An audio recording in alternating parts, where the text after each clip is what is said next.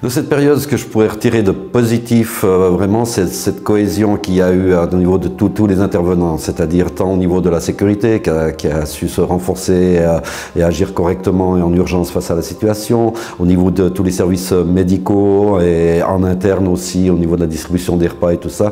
Vraiment, ça a été une belle cohésion, on s'est tout de suite, bien entendu, pour mettre tout ça en place.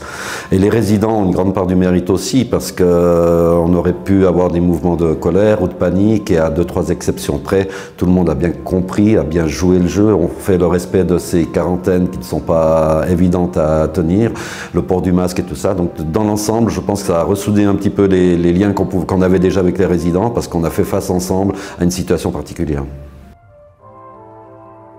Pendant cette période de Covid, donc on a eu la première vague.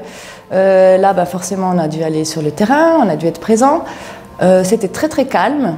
Les gens ont bien joué le jeu, que ce soit pour la propreté, le nettoyage, le respect des uns des autres. Mais la présence était quand même nécessaire pour les rassurer, pour voir comment ça allait. Et il y a eu la deuxième vague. Là, c'était différent parce qu'on a eu un cluster. Donc, on a eu vraiment beaucoup de cas Covid. Alors, il fallait gérer les repas. C'était un peu plus stressant. Les gens se posaient des questions. Mais en général, ils ont joué le jeu.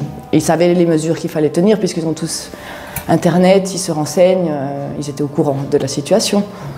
Ce qui m'a touchée, c'est la solidarité des gens et le calme aussi. Ils ont été chouettes. Non, ils étaient très solidaires, très calmes, surtout la propreté. Ils ont compris qu'il fallait nettoyer, qu'il fallait porter le masque. Donc ils ont été très collaborants pour ça.